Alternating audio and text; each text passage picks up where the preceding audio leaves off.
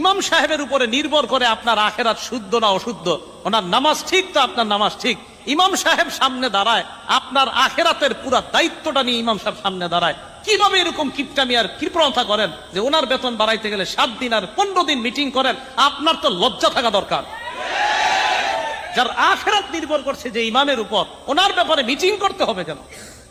আমি খুব লজ্জা পাই এই বিষয়গুলো। এখানে ইমাম সাহেব আপনি নাকি কত বেতন দেয়? নামাজ হবে নামাজ হবে 5,000 টাকা। সায়া কিনবে না, ব্লাউজ লুঙ্গি কিনবে না, আন্ডার প্যান্ট দিয়ে নামাজে নাড়িয়ে আল্লাহ আকবার আলহামদুলিল্লাহ রাব্বিল আলামিন। এই মাসে যা কিনেছি পরের মাসে কিনবো। গাইরিল মাগদুব আলাইহিম ওয়ালাদ-দাল্লিন। ফেরেশতারা বলছে এসব কি চলছে গো নামাজের মাঝে মাঝে?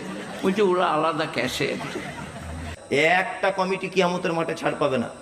যাদের মসজিদের ইমাম সাহেব 4,000 বেতন, 5,000 বেতন, মসজিদ 12 লাখ টাকা 14 লাখ টাকা দিয়ে তৈরি করেছে মার্বেল পাথর, একটা লোক বাদ যাবে না। কিয়ামতের মাঠে এদের জবাব দেওয়া লাগবে। মসজিদের টাকা জমা আছে ব্যাংকে 12 লাখ টাকা, আর ইমাম সাহেবের বেতন 6,000। এই ইমামের বেতন যদি এত কম দাও যেটা দিয়ে ইমাম চলতে পারে না, তাহলে সেক্ষেত্রে তুমি ইমামের হক আদায় করছো না। তুমি কিসের সালাত আদায় করছো আর কিসের বাদবন্দি করছো? তুমি তো ইমামের হক নষ্ট করছো।